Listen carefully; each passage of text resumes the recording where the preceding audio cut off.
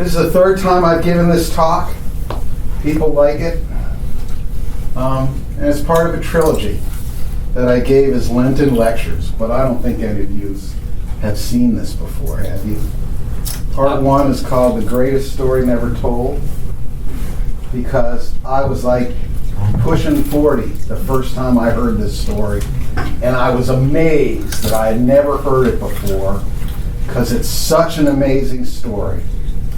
And I'm going to tell it to you today. Of course, this started out as a Lenten lecture. You just think about it. How many lectures? And is a lecture a good sounding word? No. And Lenten lecture? I don't know. And think about your own life, right?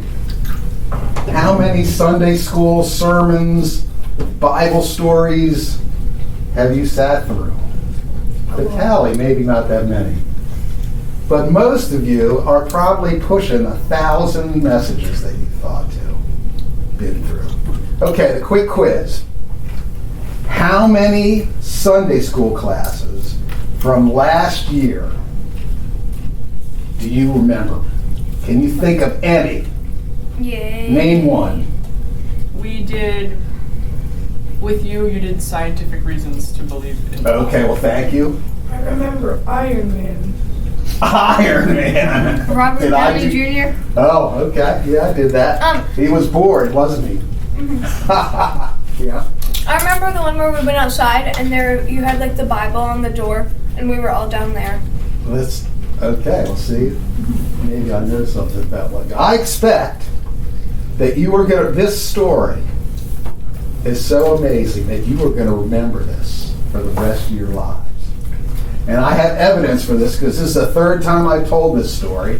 And David Jefferson, who goes to this church when he can, remembers me giving it 30 years ago. Okay? Okay, so let's get going. This is a question that's really important to a lot of teenagers, particularly teenagers that are like getting to be your age, Lizzie. Right? Because they want their life. Or do you know anybody who wants their life to make a difference? Spouse, a house, and a 2-car garage is not enough? Yeah. You know somebody? You? Okay, well this is about, and you don't want to just make a difference, do you? You want to make it for the better, right? Well, that's one of the questions this story answers. And the other one is, why aren't you speaking Arabic right now? Because I was born in the United States. Why aren't I? Well, wrong answer. Stay tuned, and you'll know Stay tuned. why you're not speaking Arabic right now. Okay, greatest story never told. There's a whole genre of movies that are called post-apocalyptic. It's like the end of the world. Road Warrior, and what's this one? Yeah, that's another Road Warrior one. And then you got 12 Monkeys, Ice Age. What's your favorite post-apocalyptic movie? When the world as you know it is gone, ruined. Left Behind. Left Behind, okay, there you There's go. one that just came out. I didn't watch it. It's The Last of Us, the TV show. Okay. Well, you know, it's about when the world as you know it collapses. It's the end of the world. My world has gone away. Well, the story we're telling today is the story that happened when that really happened, when their world went away. Okay? Here's the Western Roman Empire. This may ring a bell. You know, every year at Christmas time they say Caesar Augustus, or the third year or something of Caesar Augustus required that a census be put out to where? All the inhabited earth, right? As far as they were concerned, the Roman Empire was the whole world. There it is, 395 AD. See that? Now let me show you the map of Christian of all Christianity in Europe in the same year. See that? Roman Empire, Christianity. Roman Empire, Christianity. Got that? So Christians are just. Now watch this. This is the extent of the Roman Empire 70 years later. It's gone. Their whole world was gone forever. What happened? Well, it all collapsed. Angles, Saxons, Franks, Goths. Not the kind that you have in your high school. Do you still have any Goths in your high school? Yeah, but they're like, you know. I was going to put the picture Like up, maybe but I didn't two. want to slow it down. Sad, depressing. Came through, and it was gone. And here's this guy, St. Augustine, one of the most important saints in the West and also in the East. He lived during this period of time when it was happening, and he wrote his most important book, which I bet even Mikhail's not read because it's so fat. I've read it. In fact. Okay. I was forced to read it. His number one opus magnus was called The City of God, and it dealt with one question. How could God let his civilization be completely destroyed like this? Gone, devastated. How could God let that happen? Maybe someday you'd like to learn his answer. Maybe someday Mikhail or I could tell you what his answer is. Because it was gone. Disordered love. Well, there's the secret. Don't go too fast. Okay? All of this gone in one lifetime. Okay? There's a few interesting little quotes here.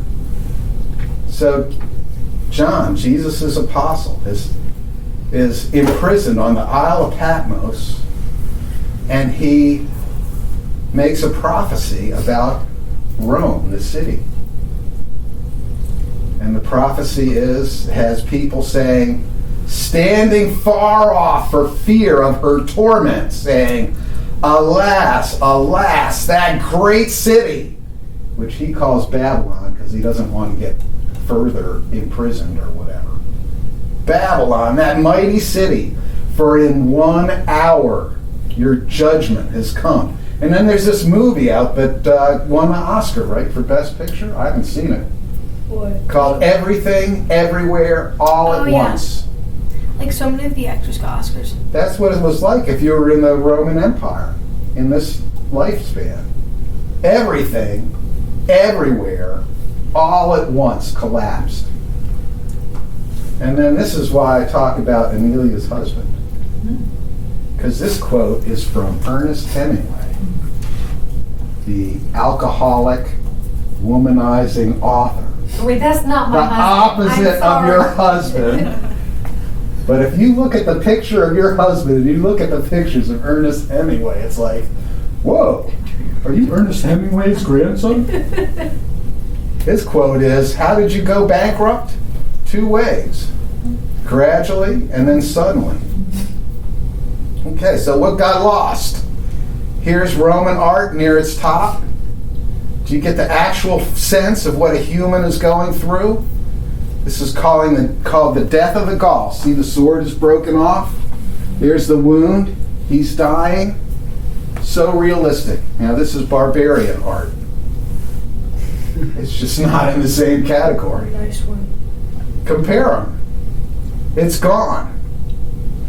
Here's Roman art, barbarian art. Oh my God. Here's a Roman city. Look at that. Here's a leading barbarian city. Wood buildings, wood wall. Okay? Their world had gone away.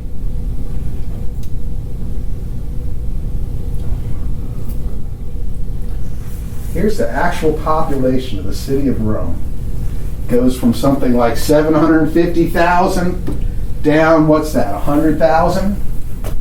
Something like, in one lifetime, the population of the world's greatest city, 4 out of 5 people disappeared. Gone forever.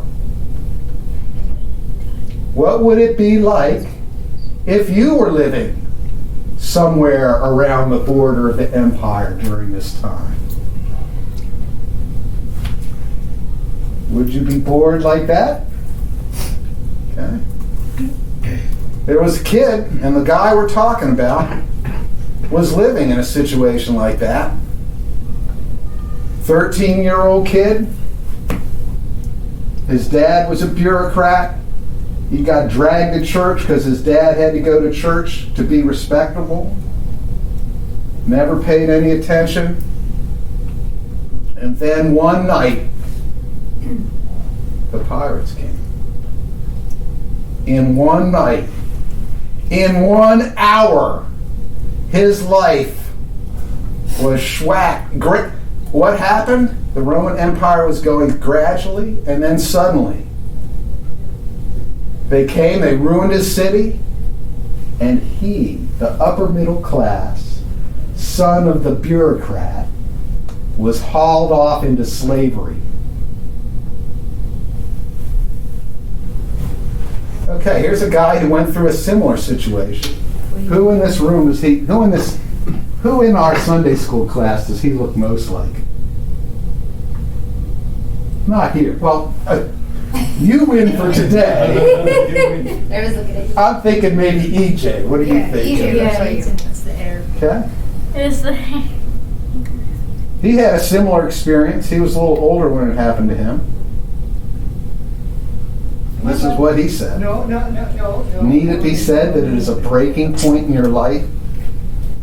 A bolt of lightning which has scored a direct hit on you. That happened to him. That happened to the guy we're talking about today. Should I reveal who this is? I know. I know. You know who this is? Yes. This way. Tell me. A teenager. He is a teenager. This guy is my nomination for the hero of the 20th century. The #1 hero of the 20th century who made a difference to make things better more than anyone else. wait. His name is Alexander Solzhenitsyn. I definitely knew that. Okay, so the guy, not Solzhenitsyn. Solzhenitsyn was arrested inside the Soviet Union for writing some letters criticizing how World War II was going. He was a tank commander on the front, and it wasn't going well. He wrote some letters, and he got 10 years in Siberia in a work camp. What happened to the guy we're talking about today was he was sold into slavery, thrown out in the fields to take care of the sheep. Northern Europe, winter time. Now, let me describe what it was like in this barbarian place that had never been part of the Roman Empire. They had kings there and kingdoms. And a kingdom was about the size of Gaithersburg. Okay? And how did you show that you were a successful king? That you were better at robbing the other guy's stuff than the other kings around you. And what kind of stuff did you want to rob? Well, livestock. He's out there he said, my companions as a teenager were exposure, isolation, and hunger. Oh, look, I fixed it there. So here's Alexander Solzhenitsyn as a 10-year. Here he is after a couple of years in the camps. Similar thing. Exposure, isolation, and hunger. Again, in his own words, the guy we're talking about, Solzhenitsyn was a committed communist. But the guy we're talking about said he had never paid attention in church, and he tells us that he didn't really believe in God, and he thought priests were stupid. Stupid. And now he is out there. He began to pray. Wait, was Alexander the one that said that? No, he's in the camps. He has an amazing story of how he became an Orthodox Christian, which I don't have time to tell you. If you're interested, someday I could come back and tell you. It's an amazing story. Our guy began to pray. He's out there. What's he going to do? Okay? Whoops, I'm not going the right direction here. He said, tending flocks was my daily work, and I would pray constantly during the daylight hours. The love of God and the fear of Him surrounded me more and more. Look at that. He felt it. It was real. The love of God and the fear of Him surrounded me more and more. And faith grew, and the Spirit was roused, and nor was there any sluggishness in me, because the Spirit within me was ardent. I'm never going to make it. My brother nearly died of COVID. He was in the hospital. They said, one more day like this, we're putting you on the ventilator. 97% of people put on ventilators died.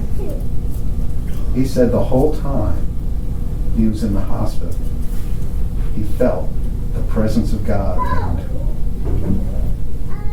That's the hopeful thing that I would like to experience someday when something desperate happens for me. So he's praying, right? And God is with him, and it gets better all at once, right? No. Right? All at once. Yeah. 6 long years. Exposure, isolation, hunger. And then one night he had a vision and heard a voice. Your hungers are rewarded. You are going home.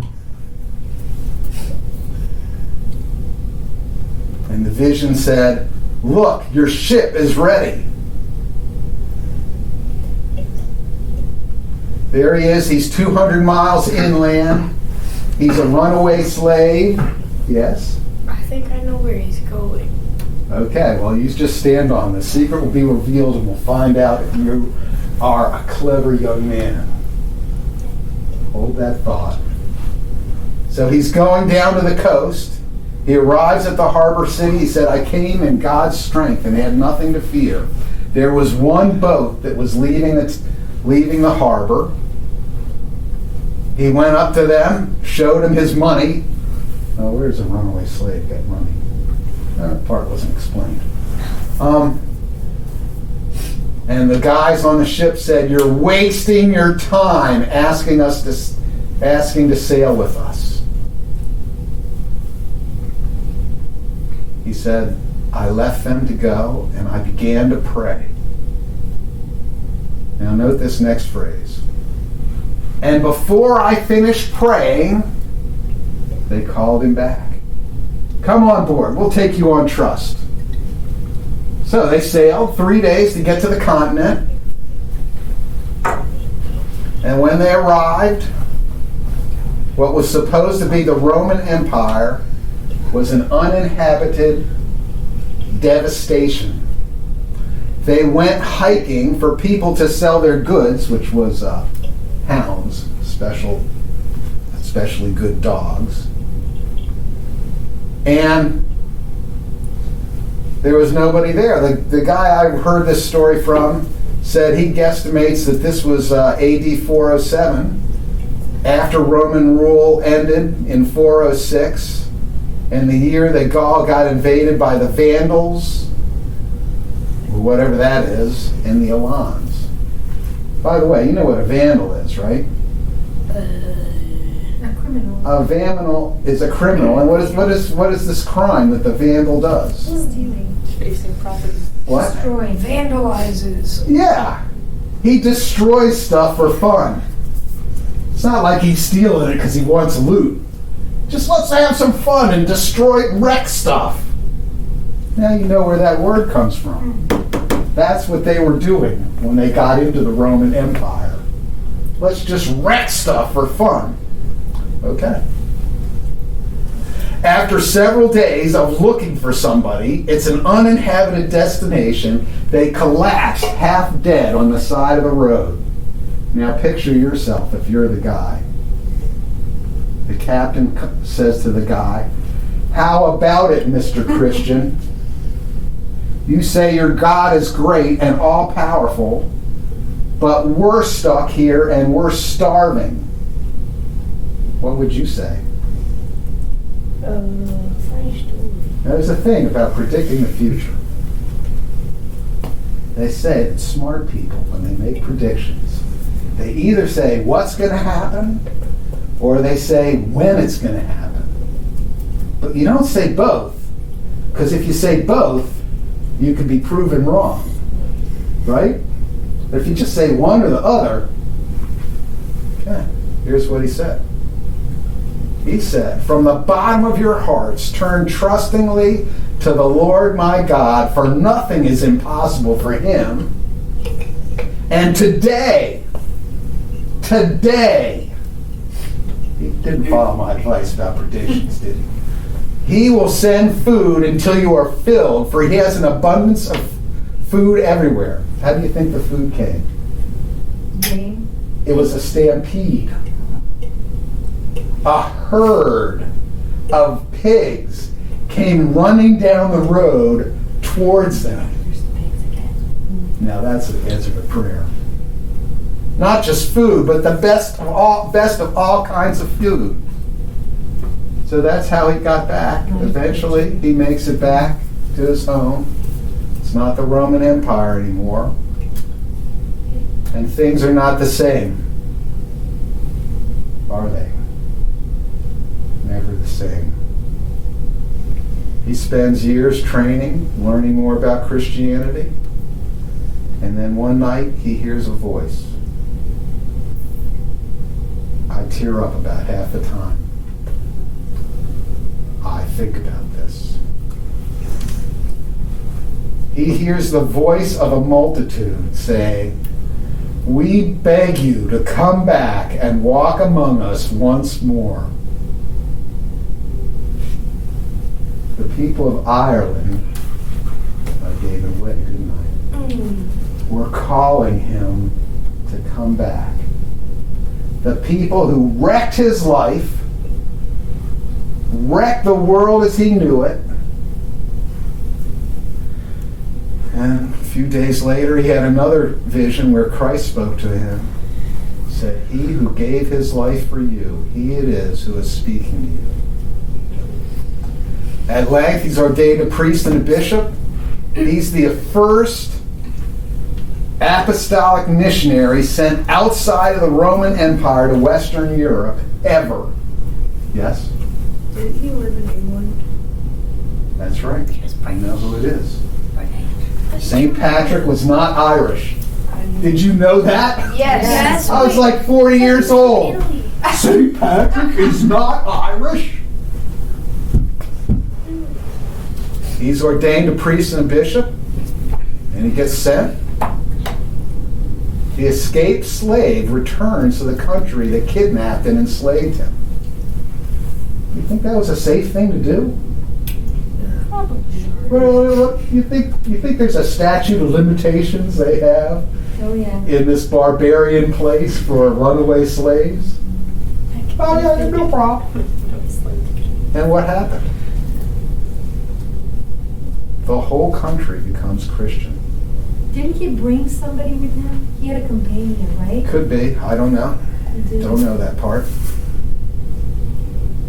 You know, it's true about Christianity that when people really hear it and understand it and give it the benefit of the doubt that it's true, a lot of people say this is the greatest thing ever. And it is true that Christ rose from the dead, and it is the greatest thing ever. We're going to talk about greatness in a little bit.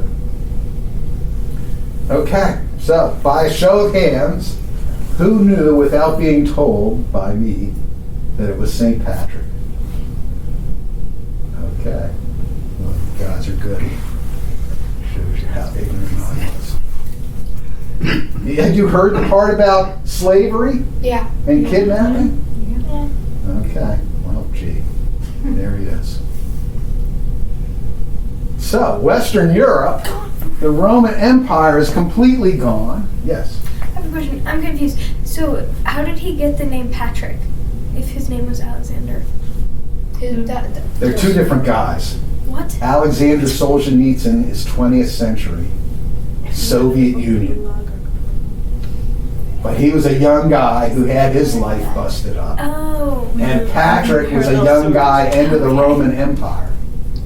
We don't have photographs of people from the collapse of the Roman Empire. So, which is why I put that up there. Couldn't give you a photograph of Patrick. It's 400 AD. Okay? It's gone forever. But God is doing a great work in Ireland. The whole country has become Christian. They think it's the greatest thing. Meanwhile, all this place is getting turned upside down, ripped around. Yeah. So the thing that's circling around, I thought that was Scotland. Or are they not really separated? Scotland's up here. Oh, Ireland is an island. really? I didn't know that. Yeah. There you go. Okay? And after the whole country is converted, it's like, come on now, we want to really serve the Lord. We want to go all out for the Lord. What are we going to do? We'll do the green martyrdom. The green martyrdom is, I'm going to go out in the wilderness by myself to just seek and be close to God. Okay? So they went out there, these guys who really wanted to serve God. Other people said, hey, we want to go with you. They started all these giant monasteries. Okay? All the books from the Roman Empire, all those Latin books, ended up in Ireland where they were preserved. All that literature would have been lost forever. And then after a while, shoot, we're hanging out in this monastery with all these guys. This isn't challenging enough. We need a bigger challenge. The white martyrdom. Can you guess what the white martyrdom is? Oh, you're good. Tell me. See. The white martyrdom is you go across the sea to start monasteries, and it's a martyrdom because you'll never go home again. You'll never see your family and friends again. And they started Irish monasteries. Here in Wales, which was never Christian. Scotland, never Christian. And they kept going. They started 100 monasteries throughout barbarian Western Europe. Okay? That's interesting that the Vikings up here didn't get it, did they? Just a side note. And 100 monasteries like that, thanks to the white martyrdom. Okay, now we're going to see how good you are at history. Here's the Battle of Tours, 732 AD. Look at that, right on the boundary of where those Irish monasteries were. Now, who knows who was fighting in the battle of Tours? Okay, help me. The Moorish kingdom in Spain, which was a Muslim kingdom in modern day Spain, and probably the French. There you go. Very good. Oh, look, I did it twice. And Charles Martel, grandfather of Charlemagne, was the guy who led the French. The Franks, yes. Isn't Charlemagne Christian? Yeah. I'm illiterate, but Christian. Charles Martel was illiterate. And it's either Charlemagne's mother or his wife was named Bigfoot Bertha. Bertha Bigfoot. Classy, don't you How think? big do your feet have to be? Okay. Yeah. Maybe they were talking about like Bigfoot. Okay. So as you said, The Islamic Caliphate started somewhere around here. I'm not here, but that's another story. Went all the way out to Pakistan, across, up in through Spain, right there at the border of France. Okay? If you look at the maximum extent of Islam into Europe, all the way up through Greece to the gates of Vienna in 1500. Okay? Now you know why you weren't speaking Arabic. Somehow, these Irish monks in their monastery gave the Franks enough cohesiveness that they weren't these little tiny Gaithersburg-sized kingdoms stealing stuff from each other, but they were a united front and were able to stop this Muslim invasion. There are some things that are very attractive about Islam that help them have that huge advance. Someday we could discuss that. Okay, so that brings us back to question number 1. Can one person make a difference? Well, let's talk about the great people of history. I'm going to go about 5 minutes over. Okay? Here's the Persian Empire. Do you know who that guy is? He's the first guy in history called the Great. Wait, Cyrus the Great. was he Esther's Alexander the husband? Great. What? Alexander. Cyrus. Good guess. Wrong. Was it like Esther's husband? Is this an age? Close. Cyrus the Great. Cyrus the Great. He overturned the Babylonian Empire with that great story about the writing on the He's wearing wall a dress. in the book of Daniel. Yeah, I guess everyone wore dresses. And so what kind of a difference did he make? He threw out the bad guys and put his own bad guys in place. Oh, didn't he allow Did the that, Jews to did return that to do Israel? anything to help? Didn't he allow the Jews to return to Israel? He did do that. That was a good thing. Okay. And who's this? And are you glad he's got his clothes on? Alexander the Great. There you go. The same area. And what did he do? He conquered all this stuff. He got rid of the Persian elite and replaced them with Macedonian elite. Is that making a difference? That was the dream of Daniel, right? The stature with There you go, the yeah. head and the bronze. And How about thinkers? Can you stop? Can you please stop clicking that can? Thank you. Everybody knows who that is, right? Albert Einstein. He was so How about the guy with the long hair? Do you know who the that new is? guy. Isaac What? Newton. Isaac Newton. Wait, no. Okay, very good. How about the two statues? Aristotle and Hippocrates. Socrates. Aristotle and who? Hippocrates. And Plato. Oh. Nick, I only Wait, know. who You guys are did great. Aristotle come first or Plato? What? Who came? Acronym SPA. Socrates, Plato was Plato, first. Aristotle. Plato was Yeah, first. Aristotle was Plato's student. Yeah. Socrates, Plato. Just a bunch of Greek guys. And by the way, What? Alexander Yeah. had a homeschool teacher. Aristotle. Aristotle. His name was Aristotle. Okay, you guys know all this stuff. So what difference can one person make if they're not born into royalty and take a great army to be a conqueror?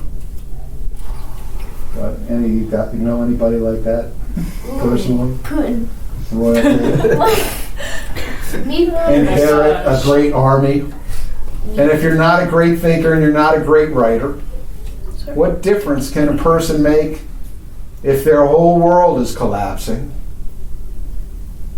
It really brings us back to that peak moment in Patrick's story. He hears the voice of a multitude. We beg you to come back and walk among us once more. Did they deserve for him to come back? No. Yes. No. Maybe. No. Had they ever done anything good for him? No. These are the guys who wrecked his life. Wait, yeah, they did. These guys are the lightning bolt Wait. None of that us. broke his life. Yeah. Didn't they technically bring him closer to God because when he was out in the fields he prayed? Well, that's what happened, but they didn't do that for him. But if it works, So what made Patrick great? Because he liked the color green. Shamrock shake. One great, unasked for, undeserved act of forgiveness is what made him great. Why are the pages in the book red? Compare him to the other great guys we talked about. What did they do? They kicked butt. Okay, there's one more contrast we can do here. Jesus. EJ, do you know who the guy on the left is? He's one of the two most famous pirate captains of all time.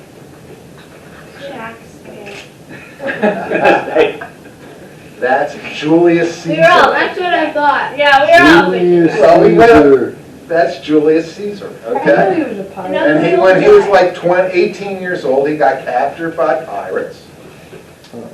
And here's what Wikipedia says. He maintained an attitude of superiority throughout his captivity.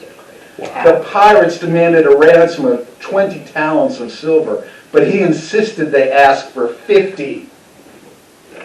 After the ransom was paid, Caesar raised a fleet, pursued and captured the pirates, imprisoned them. He had them crucified on his own authority, as he promised while in captivity, a promise the pirates had taken as a joke. And as a sign of leniency, he first had their throats slit. Nice guy. As a sign of leniency, he first had their throats cut. So there's like a contrast between I can tell he felt so badly.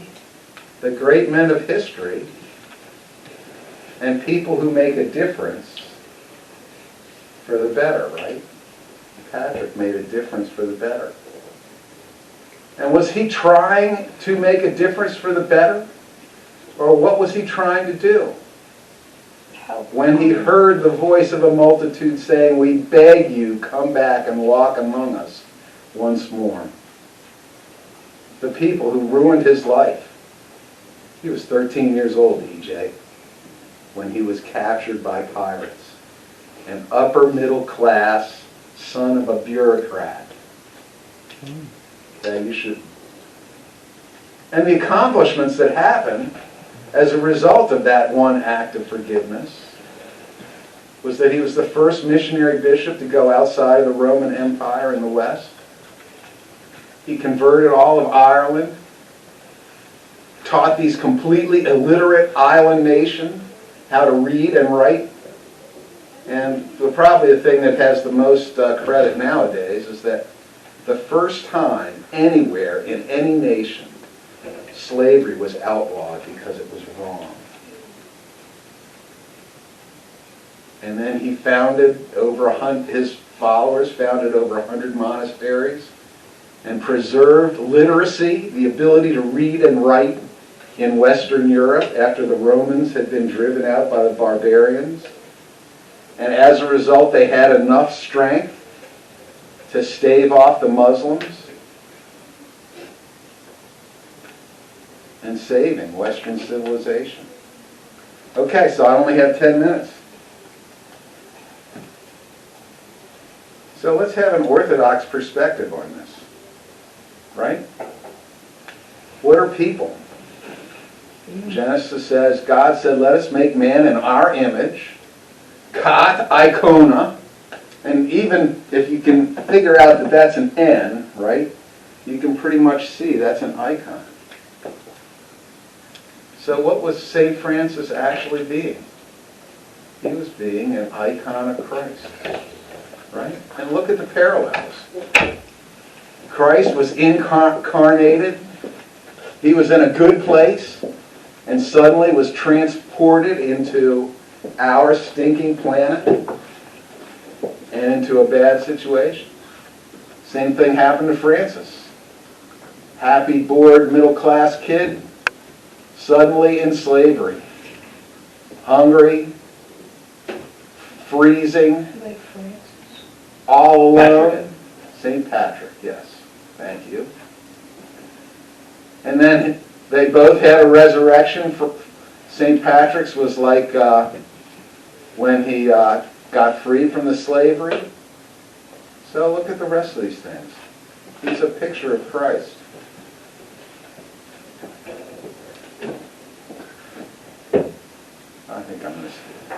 So the question really is, we've already answered the question, can one person make a difference for the better? And the answer is yes, because we have an example with St. Patrick, right? And we already submitted to you that one way to make a difference for the better is by being an icon of Christ. Christ made a difference for the better for everyone. And as we follow Christ with all our hearts, we can be icons of Him and make a difference for the better. Okay, that was pretty short. And here we are. Thank you, Look at that. Now you understand why this crazy stuff happens because 1,600 years ago something wonderful happened. Okay. Well, thank you.